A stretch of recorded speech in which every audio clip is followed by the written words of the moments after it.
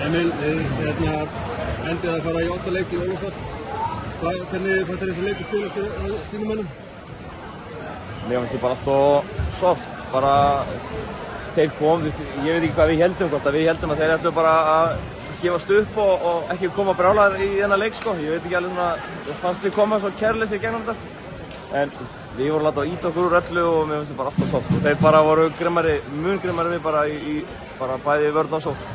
Já, þið fengu fá stig á bekkinn og bakkaði svolítið framlagið frá því síðasta leik. Þú komst inn á þetta í fóru leikluta til að sprengja ekki svolítið upp. Olbóðskot frá Húsett, það var gaman að takast á við hann, það var stundið að keppnis bara á það. Já, það er alltaf gaman sko. Það er inni að gera eitthvað og svo ömulegur kom inn á í fyrra hálfleik sko, þannig að það gæti aðeins að láta finna fyrir sér þarna í seinna hálfleik. En já, þetta er náttúrulega ótrúlega gaman, þetta er það sem maður er að spila körfu fyrir sko, stundið að keppni sko. En er það Darvin næsta leik?